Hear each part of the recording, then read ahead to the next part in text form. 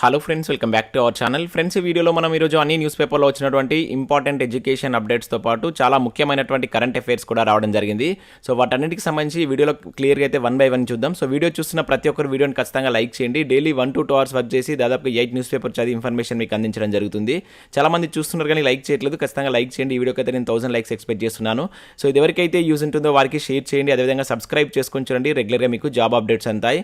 మన ఛానల్కి సంబంధించిన టెలిగ్రామ్ గ్రూప్లో కూడా జాయిన్ కాండి. సో దాంట్లో కూడా రెగ్యులర్గా జాబ్ అప్డేట్ షేర్ చేస్తున్నాను. మీకు చాలా యూజ్ ఉంటుంది. ఆ గ్రూప్లో కంపల్సరీ జాయిన్ కాండి. ఫ్రెండ్స్, మన ఛానల్ ద్వారా గ్రూప్ 4కి సంబంధించినటువంటి ఆన్లైన్ టెస్ట్ సిరీస్ అనేది మన యాప్లోకి తీసుకురావడం జరిగింది. దీనికి సంబంధించి ప్రశ్నలు మీకు తెలుగు మరియు ఇంగ్లీష్ మీడియంలో అయితే ఉంటాయి. టాపిక్ వైజ్గా 100 టెస్టులు, అదేవిధంగా 5 గ్రాండ్ టెస్టులు అనేది తీసుకురావడం జరిగింది. పేపర్ 1 అండ్ పేపర్ 2కి సంబంధించి. అదేవిధంగా గ్రూప్ 2, గ్రూప్ 3కి యూజ్ అయ్యేటువంటి ఎకానమీకి సంబంధించినటువంటి టెస్ట్ సిరీస్ కూడా మన యాప్లోకి తీసుకొచ్చాం. అదేవిధంగా గ్రూప్ 1కి సంబంధించినటువంటి ప్రిలిమ్స్ టెస్ట్ సిరీస్ కూడా మన యాప్లో అయితే ఉంది.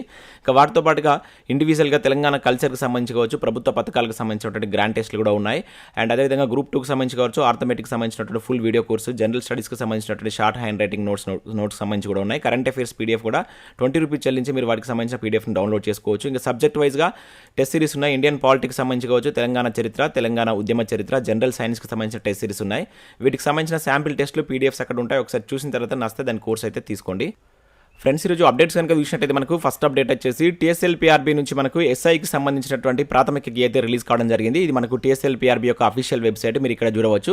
సో ఇక్కడ ప్రిలిమినరీ కీ అని చెప్పేసి కనబడుతుంది. అదేవిధంగా apply for the preliminary key objections అని చెప్పేసి కనబడుతుంది. సో దీనిపైన క్లిక్ చేసినట్లయితే మీకు వాటికి సంబంధించినటువంటి కీ అయితే ఓపెన్ అవుతుంది. ఇక్కడ జనరల్ స్టడీస్కి సంబంధించి కావచ్చు, అదేవిధంగా ఆర్థమెటిక్కి సంబంధించిన కీ అయితే రిలీజ్ చేశారు. ఇక్కడ మనం మొదటగా జనరల్ స్టడీస్కి సంబంధించిన కీ కనుక మీరు చూసినట్లయితే ఇది మనకు జనరల్ స్టడీస్కి సంబంధించిన కీ. సో దీనిలో మనకు మొత్తం 5 క్వశ్చన్స్ అయితే డిలీట్ చేయడం జరిగింది. ఇక్కడ మీరు చూడవచ్చు డి అని చెప్పేసి కనబడుతుంది. సో ఈ డి అని చెప్పేసి కనబడేటువంటి క్వశ్చన్కు సో ప్రతి ఒక్కరికి అయితే మార్క్స్ అయితే అలాట్ చేస్తారని చెప్పేసి దీనిలో అయితే మెన్షన్ చేశారు. మొత్తం ఇటువంటి క్వశ్చన్స్ మనకు 5 ఉన్నాయి. జనరల్ స్టడీస్కి సంబంధించిన దాంట్లో 5 క్వశ్చన్స్ అయితే మనకు డిలీట్ చేస్తున్నట్లు ఇక్కడైతే చూడవచ్చు. So D equal to the deleted questions, all candidates will be awarded marks అని చెప్పేసి ఇచ్చారు. అదేవిధంగా మీరు ఇక్కడ ఆర్థమెటిక్ రీజనింగ్ సంబంధించి కనుక చూసినట్లయితే సో దీనిలో మనకు ఎటువంటి క్వశ్చన్స్ అయితే డిలీట్ చేయలేదు. అవుట్ ఆఫ్ 200 క్వశ్చన్స్ సంబంధించిన కీ అయితే ఇక్కడ ఇవ్వడం జరిగింది. ఒకసారి మీరు TSLPRB వెబ్సైట్కి వెళ్ళి సో మీ యొక్క ఐడి ద్వారా మీ యొక్క కీని అయితే డౌన్లోడ్ చేసుకొని చెక్ చేయండి. ఇక్కడ మనకు రెస్పాన్స్ షీట్కి సంబంధించినటువంటి లింక్ అయితే ఇంకా యాక్టివేట్ కాలేదు. ఓన్లీ ఆర్థమెటిక్ అండ్ రీజనింగ్ సంబంధించిన కీ మాత్రమే మనకు వెబ్సైట్లో అయితే అవైలబుల్ ఉంది. ఒకసారి వెళ్ళి చూసి చెక్ చేసుకోండి. సో కీ చెక్ చేసిన తర్వాత మీకు ఎన్ని మార్క్స్ వస్తున్నాయి అనేది కూడా కింద కామెంట్ చేసేటువంటి ప్రయత్నం చేయండి. సో ఇక్కడ పేపర్లో వచ్చినటువంటి అప్డేట్స్ కనుక చూసినట్టయితే మనకు ఫస్ట్ అప్డేట్ వచ్చేసి TSPSC పేపర్ల లీకేజ్పై గప్చుప్ అంటూ మనకు ఈరోజు వెలుగు న్యూస్ పేపర్లో ఒక ప్రధాన వార్త ఏదైతే రావడం జరిగింది. సో నిరుద్యోగుల సమస్యలు గాలికి, భరోసా ఇవ్వని సర్కారు, పోరాటం ఆపినటువంటి ప్రతిపక్షాలని చెప్పేసి ఇక్కడ ఇచ్చారు. సో దోషులు ఎవరో తేల్చని సిట్, విచారణను CBIకి ఇచ్చేందుకు ప్రభుత్వంలో ప్రక్షణ లేకుండా పాత బోర్డుతోనే పరీక్షల నిర్వహణ, బోర్డుపై నమ్మకం కోల్పోయినటువంటి నిరుద్యోగులు, AEE ఎగ్జామ్కు సగం మందే హాజరు, వెలవెలబోతున్నటువంటి లైబ్రరీలు, ప్రిపరేషన్ సెంటర్లు అని చెప్పేసి ఇక్కడ ఇచ్చారు. సో ఇక్కడ ఇన్ఫర్మేషన్ చూసినట్టయితే మనకు రాష్ట్రంలో నిరుద్యోగుల సమస్యలను పట్టించుకునేటువంటి దిక్కే లేకుండా పోయింది. సో వారికి భరోసా ఇవ్వవలసినటువంటి పాలకపక్షం BRS ఆ మాట ఎత్తడం లేదు. అండ్ TSPSC పేపర్ల లీకేజ్పై నిరుద్యోగుల తరపున ఇన్నాళ్లు పోరాడినటువంటి ప్రతిపక్ష పార్టీలు ఇప్పుడు సైలెంట్ అయ్యాయి. ఒకరో ఇద్దరు నాయకులు తప్ప మిగతా ఎవరు మాట్లాడతలేరు. సో లీకేజీ ఆరోపణలు ఎదుర్కొంటున్నటువంటి పాత బోర్డు ఆధ్వర్యంలోనే మళ్ళీ పరీక్షలు నిర్వహిస్తుండడంతో నిరుద్యోగులు ఆ ఎగ్జామ్ రాసేందుకు పెద్దగా ఇంట్రెస్ట్ చూపలేరు. సో AEE పరీక్షకు అప్లై చేసుకున్న వాళ్ళలో సగం మందికి మాత్రమే అటెండ్ కావడం ఇందుకు నిదర్శనం. సో గతంలో నిర్వహించినటువంటి AEE పరీక్షకు 70% మంది అభ్యర్థులు హాజరు కాగా మంగళవారం నిర్వహించినటువంటి పరీక్షకు 51% మంది అటెండ్ అయ్యారు. సో ఈసారి పేపర్లు లీక్ కావన్నటువంటి నమ్మకాన్ని పకడ్బందీగా కండక్ట్ చేస్తామన్నటువంటి భరోసాను ప్రభుత్వం కానీ TSPSC కానీ కల్పించలేకపోతున్నాయని చెప్పేసి ఇక్కడ మనకు ఒక అప్డేట్, పేపర్ లీకేజ్ సంబంధించిన అప్డేట్ ఈరోజు మనకు వెలుగులో ఒక ప్రధాన వార్తగా అయితే రావడం జరిగింది. ఇక నెక్స్ట్ అప్డేట్ కనుక చూసినట్లయితే మనకి ఇది ASI ప్రాథమిక కీ అని చెప్పేసి మనం స్టార్టింగ్లో చూసాం. ఆల్రెడీ కీ రిలీజ్ అయింది. ఒకసారి మీరు వెబ్సైట్కి వెళ్ళి అయితే చూసుకోండి. ఇక నెక్స్ట్ ఇక్కడ మనకు మరొక నోటిఫికేషన్ అయితే రిలీజ్ కావడం జరిగింది. సో ఇక్కడ చూసినట్లయితే combined higher secondary level examination, దీన్ని మనం CHSL అంటాం. సో CHSL SSC నుంచి ఈ నోటిఫికేషన్ అయితే రిలీజ్ కావడం జరిగింది. సో దీనిలో మొత్తం మనకు 1600 ఉద్యోగాలు అయితే ఉన్నాయి. చాలా మంచి నోటిఫికేషన్. ప్రతి ఒక్కరు వీటికి అప్లై చేసేటువంటి ప్రయత్నం చేయండి. ఆల్రెడీ మీరు స్టేట్ లెవెల్ ఎగ్జామ్స్కి ప్రిపేర్ అవుతున్నారు కనుక సో దాంతోపాటు ఈ ప్రిపరేషన్ కూడా కొనసాగించండి. ఈసారి మనకి ఏంటంటే పేపర్ తెలుగు మీడియంలో కూడా ఉంటుంది కనుక ఇది ఒక అడ్వాంటేజ్ కింద అయితే చెప్పవచ్చు. ప్రతి ఒక్కరు అప్లై చేసే ప్రయత్నం చేయండి. సో దీనిలో మనకు లోయర్ డివిజన్ క్లాస్ ఉద్యోగాలు ఉన్నాయి. దాంతోపాటుగా data entry operators and data entry operators grade A. So మొత్తం 3 టైప్స్ ఆఫ్ ఉద్యోగాలు అయితే ఉన్నాయి. ఇంటర్మీడియట్ అర్హతతో వీటికి మీరు అప్లై చేసుకోవచ్చు. సో ఇక్కడ కొన్ని పోస్టులకు మనకు డేటా ఎంట్రీ పోస్టులకు సంబంధించి సో మీకు ఇంటర్మీడియట్లో సైన్స్ గ్రూపు అది మ్యాథ్స్ ఒక సబ్జెక్ట్గా ఉండాలని చెప్పేసి మెన్షన్ చేశారు. సో 18 నుంచి 27 ఏళ్ల మధ్య మీ ఏజ్ అనేది ఉండాలి. దాంతోపాటుగా మీకు ఏజ్ రిలాక్సేషన్స్ అయితే వర్తిస్తాయి సెంట్రల్ గవర్నమెంట్ ప్రకారం. టైర్ 1 అండ్ టైర్ 2లో మీకు ఎగ్జామ్ విధానం అయితే ఉంటుంది. ఏవే పోస్టులకైతే మనకి డేటా ఎంట్రీ పోస్టులు ఉన్నాయి కదా, వాటికి టైపింగ్ టెస్ట్ కూడా నిర్వహిస్తారు. సో 100 రూపాయలు ఉంటుంది దీనికి, ఎగ్జామినేషన్ ఫీజు అనేది 100 రూపాయలు ఉంటుంది. మహిళలు, ఎస్సీ, ఎస్టీ, దివ్యాంగులకైతే ఎటువంటి ఫీజు కూడా చెల్లించాల్సిన అవసరం అయితే లేదు. ఆన్లైన్కి సంబంధించినటువంటి చివరి తేదీ మీకు జూన్ 8 అయితే లాస్ట్ డేట్ అయితే ఉంది. సో ఇంట్రెస్టెడ్ క్యాండిడేట్స్ వీటికి అప్లై చేసుకుంటున్న ప్రయత్నం చేయండి. టైర్ 1 ఎగ్జామ్ ఆగస్ట్లో ఉంటుంది, అదేవిధంగా టైర్ 2 వచ్చేసి దాని తర్వాత ప్రకటిస్తామని చెప్పేసి ఇక్కడ మెన్షన్ చేశారు. సో ఇక్కడ ఫుల్ నోటిఫికేషన్ పీడిఎఫ్ కూడా మీరు అయితే చూడవచ్చు. సో ఈ ఫుల్ నోటిఫికేషన్ పీడిఎఫ్ నేను మన యొక్క టెలిగ్రామ్లో షేర్ చేస్తాను, అక్కడ నుంచి మీరు డౌన్లోడ్ చేసుకొని చెక్ చేయండి. కంపల్సరీ వీటికి అప్లై చేసేటువంటి ప్రయత్నం చేయండి. అంటే ఎలిజిబిలిటీ అదేవిధంగా ఏజ్ ఉన్నటువంటి ప్రతి ఒక్కరు వీటికి అప్లై చేయండి. పరీక్ష కూడా మనకి ఈసారి తెలుగులో కండక్ట్ చేయబోతున్నారు. నెక్స్ట్ అప్డేట్ కనుక చూసినట్లయితే మనకు రిజర్వ్ బ్యాంక్ ఆఫ్ ఇండియా నుంచి కూడా 291 పోస్టులతోటి మరొక నోటిఫికేషన్ కూడా రిలీజ్ కావడం జరిగింది. ఇవన్నీ మనకు గ్రేడ్ బి స్థాయికి సంబంధించినటువంటి ఉద్యోగాలు. సో పోస్టుల సంఖ్య 291 ఉన్నాయి. మీరు ఏదైనా డిగ్రీ తోటి, సో డిగ్రీలో 60% ఉండాలి. కొన్ని పోస్టులకు పీజీ కూడా ఉంది. దీనిలో పీజీలో 55% ఉన్నటువంటి అభ్యర్థులు వీటికి అప్లై అయితే చేసుకోవచ్చు. 21 నుంచి 30 మధ్య మీ ఏజ్ అనేది ఉండాలి. జూన్ 9 అనేది లాస్ట్ డేట్ ఇచ్చారు. సో మీకు ఇంట్రెస్ట్ ఉన్నటువంటి అభ్యర్థులు ఒకసారి చూసి వీటికి అప్లై చేసుకోండి. ప్రిలిమ్స్ అండ్ మెయిన్స్ అనేది ఎగ్జామ్ ఉంటుంది. ప్రిలిమ్స్కి సంబంధించి జూన్ 9న, సో ఇక్కడ ప్రిలిమ్స్ తేదీ కూడా ఇవ్వడం జరిగింది, జూలై 9న అండ్ నెక్స్ట్ జూలై 30న మనకు మెయిన్స్ ఎగ్జామ్ ఉంటుందని చెప్పేసి ఇక్కడ మెన్షన్ చేశారు. ఒకసారి దీనికి సంబంధించి ఇక్కడ పూర్తి వివరాలు కూడా మనకి ఏ విధంగా ప్రిపేర్ కావాలి, వీటికి సంబంధించినటువంటి ఇంపార్టెంట్ ఇన్స్ట్రక్షన్స్ కూడా మనకి ఈరోజు ఈనాడు న్యూస్ పేపర్లో ఇచ్చారు. ఒకసారి మీరు డౌన్లోడ్ చేసుకొని చూసేటువంటి ప్రయత్నం చేయండి. ఇక నెక్స్ట్ విషయంలో అయితే మెగా జాబ్ మేళా పోస్టర్ ఆవిష్కరణ అని చెప్పేసి ఇక్కడ ఒక అప్డేట్ మనం చూడవచ్చు. సో ఇక్కడ తెలంగాణ రాష్ట్ర ప్రభుత్వం యువజన సర్వీసుల శాఖ ఆధ్వర్యంలో కుత్బుల్లాపూర్ నియోజకవర్గం కేంద్రంలో మున్సిపల్ గ్రౌండ్లో మనకు ఈ Telangana state society for training and employment నేతృత్వంలో ఈ నెల 22న మెగా జాబ్ మేళా అయితే నిర్వహిస్తున్నారు.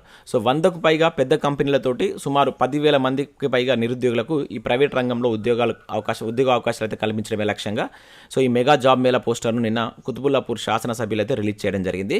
సో ఇంట్రెస్టెడ్ క్యాండిడేట్స్ ఎవరైనా ఉన్నట్లయితే ఈ నెల 22న ఈ పర్టికులర్ ప్లేస్కి వెళ్ళి ఒకసారి మీరు అటెండ్ కాండి. సో ప్రైవేట్ ఉద్యోగాలకు సంబంధించినటువంటి జాబ్ మేళా అది. ఇక నెక్స్ట్ విషయంలో అయితే ఈనాడు ప్రతిభకు సంబంధించి ఈరోజు వచ్చినటువంటి ఇన్ఫర్మేషన్ చూసినట్లయితే మనకు పాలిటిక్స్ సంబంధించి ముఖ్యంగా పంచాయతీ అధికారాలు విధులకు సంబంధించినట్టు ఒక మంచి ఆర్టికల్ ఇచ్చారు. దాంతోపాటు ఇక్కడ టాప్లో మనకు కరెంట్ అఫైర్స్ కూడా చూడవచ్చు. అండ్ నెక్స్ట్ ఇక్కడ పర్యావరణ అంశాలకు సంబంధించి భూతాపం తగ్గాలంటే చెట్లు పెరగాల్సిందే అనేటువంటి టైటిల్ తోటి బిడ్ బ్యాంక్ ఇచ్చారు. సో వీటిని ప్రాక్టీస్ చేయండి. నేను డైలీ చెప్తున్నాను, కంపల్సరీ వీటిని ప్రాక్టీస్ చేసేటువంటి ప్రయత్నం చేయండి. చాలా ఇంపార్టెంట్. అంటే మనకు ఏవైతే ఇంపార్టెంట్ అంశాలు ఉంటాయో వాటి మీద మనకు ఆర్టికల్స్ వస్తున్నాయి కనుక ఒకసారి చూడండి. సో ఇవి మనకు వివిధ న్యూస్ పేపర్లో వచ్చినటువంటి education updates. So next current affairs చూద్దాం. చాలా ఇంపార్టెంట్ కరెంట్ అఫైర్స్ ఉన్నాయి, స్కిప్ చేయకుండా చూడండి. ఖచ్చితంగా లైక్ చేయండి. ఒకటే వీడియోలో మీకు ఎడ్యుకేషన్ అప్డేట్స్ అదేవిధంగా కరెంట్ అఫైర్స్ కలిపి అందించడం జరుగుతుంది. చాలా మంది చూస్తున్నారు కానీ లైక్ చేయట్లేదు. ఖచ్చితంగా లైక్ చేసి మీ మిత్రులకైతే షేర్ చేయండి. సో ఇక్కడ మనం ఫస్ట్ కరెంట్ అఫైర్ కనుక చూసినట్లయితే ODF ప్లస్ గ్రామాల్లో తెలంగాణ టాప్ అని చెప్పేసి ఇక్కడ ఒక ఇంపార్టెంట్ కరెంట్ అఫైర్ చూడవచ్చు. కేంద్ర జలశక్తి శాఖ వెల్లడి అని చెప్పేసి ఇక్కడ ఇచ్చారు.